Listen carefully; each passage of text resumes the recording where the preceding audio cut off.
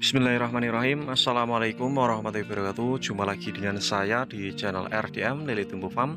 Dalam video kali ini saya ingin menjawab pertanyaan dari teman-teman. Mungkin ada yang bertanya mengenai tentang pakan pengganti cacing sutra. Karena banyak sekali dari teman-teman yang di daerahnya itu langka dengan cacing sutra, bahkan tidak jarang sulit ditemukan ya cacing sutra tersebut. Nah, bagaimana alternatif yang bisa kita gunakan untuk pakan larva ikan lele ini? Apakah bisa menggunakan pakan alternatif, Bang? Jadi jawabannya adalah bisa, teman-teman ya. Jadi untuk teman-teman yang ingin budidaya pembudidayaan ikan lele tanpa menggunakan pakan alami, teman-teman bisa menonton video saya. Saya akan memberikan sedikit edukasi mengenai tentang pengalaman saya ya, teman-teman. Dan saya harap teman-teman menonton video saya dari awal sampai akhir ya, supaya teman-teman tidak salah paham ya. Nah, ini adalah salah satu kolam pembenihan atau kolam untuk saya gunakan sebagai pemijahan ya. Untuk proses awal dalam pemberian pakan larva ikan lele, biasanya untuk usia 3 hari pertama setelah larva berenang, itu saya berikan pakan kuning telur, teman-teman ya. Jadi kuning telur ayam broiler yang biasa di toko itu ya, kita rebus dan kita ambil kuningnya ya.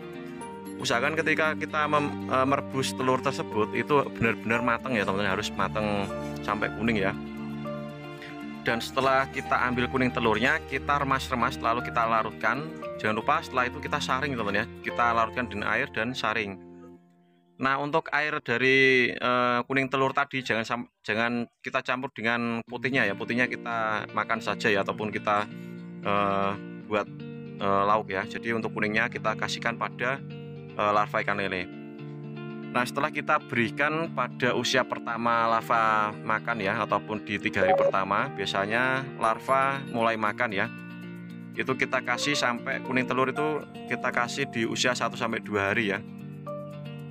Nah, setelah 1-2 hari kita ganti pakan ya, karena kuning telur sudah mulai kurang ya. Mungkin kalau kita kasih kuning telur mungkin terlalu banyak ya. Untuk di usia 3 hari kita kasih racikan ya, teman-teman ya. Jadi racikannya itu biasanya saya menggunakan pakan mem ya, mem yang 200-300 ya. Itu kita bisa rendam ataupun kita bibis dengan air hangat sampai dia kita uleni sampai dia lengket ya. Lalu kita kasih tambahan telur ya. Telur itu kita ceplokkan dan kuning sama putihnya itu dicampur nggak apa-apa ya. Lalu kita buat adonan sampai lengket seperti dalam video ini ya.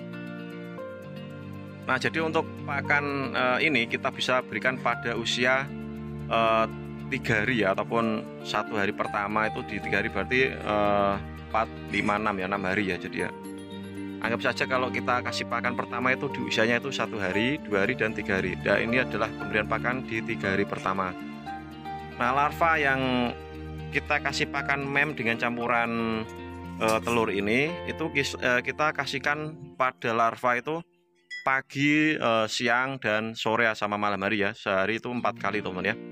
Itu sampai di usia 5 hari, teman-teman ya. Nah, setelah 5 hari kita bisa ganti lagi dengan mem yang 400, 500 ataupun 500, 600, saya lupa ya, 400, 500 ya. Atau kalau nggak ada, teman-teman bisa menggunakan pakan PF 500 ya. Kita bibis dengan air hangat dan kita tumbuk ataupun kita uleni ya sampai dia kalis. Lalu kita campurkan kuning telur, kita campurkan telur ayam ya. Lalu kita adoni lagi sampai dia menyampur ya. Nah, barulah di usia 7-8 hari kita bisa memberikan pakan butiran ya. Kita hanya bibis saja PF 500 ataupun kita kasih tadi pakan mem yang kita bibis ya, itu lebih bagus.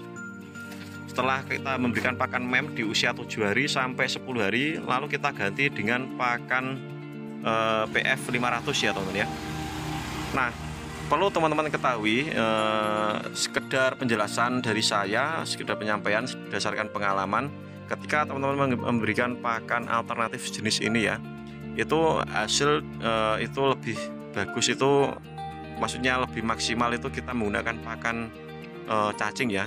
Jadi pakan alami itu lebih bagus daripada kita menggunakan pakan alternatif. Nah, untuk pakan alternatif ini itu memang teman-teman harus rajin mengganti air ya. Apabila teman-teman tidak sering mengganti air, besar kemungkinan larva akan trouble ya, ataupun akan sakit ya. Nah, jadi beginilah kondisi larva setelah usianya sekitar 7 hari teman ya.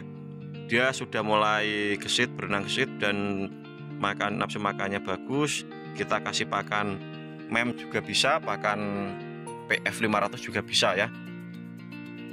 Nah, dalam proses ini teman-teman harus rajin-rajin sipon ya, rajin-rajin sipon ataupun membersihkan dinding atau dasaran kolam ya, supaya larva ikan lele itu tidak trouble ataupun tidak sakit ya.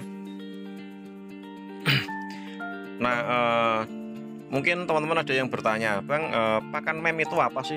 Pakan MEM itu pakan dari luar negeri teman ya, itu pakan impor ya. Itu biasanya harganya per kilo itu sekitar 240 ataupun 200.000 tergantung dari ukuran ya teman ya. Jadi ada yang 203, ya serinya 200-300 itu sekitar 200 ribuan lebih per kilo ya. Itu memang khusus untuk pakan larva ya, ataupun pakan buraya ya. Dia semacam kayak tepung halus ya teman, tapi dia lebih bagus, tidak proteinnya tinggi, tidak terlalu mencemari air, berbeda dengan pakan pengli ya. Dalam proses pemberian pakan MEM ya, itu selain dari kita bibis juga kita bisa berikan secara langsung ya teman, atau kita taburkan secara langsung.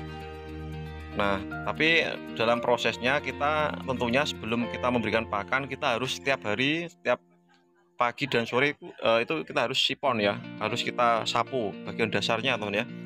Nah, itu di tengah-tengah kan ada kayak semacam hitam itu ya, itu biasanya pakan yang mungkin kotoran dari larva tersebut ya, kita harus sapu atau kita bersihkan atau kita sipon ya, supaya bersih. Nah, dalam pemberian pakan ini teman-teman harus memberikan, jangan berlebihan apabila teman-teman memberikan pakan alternatif itu ya, karena sangat beresiko apabila pemberian pakannya itu berlebihan. Jadi pakannya itu takarannya harus dipas ya. Jadi mungkin kita kasih cukupnya saja, lebih baik kurang kita tambahkan ya, jangan sampai berlebihan ya. Nah, mungkin itu saja yang bisa saya bagikan untuk teman-teman, dan semoga video ini bermanfaat ya. Dan apabila ada suatu kesalahan kata dalam video ini, saya mohon maaf yang sebesar-besarnya kepada teman-teman ya. Silahkan untuk teman-teman yang ingin bertanya mengenai tentang seputar budidaya ikan lele, teman-teman silahkan tanyakan di kolom komentar. Oke, sekian dan terima kasih teman-teman ya. Jumpa lagi di video selanjutnya ya.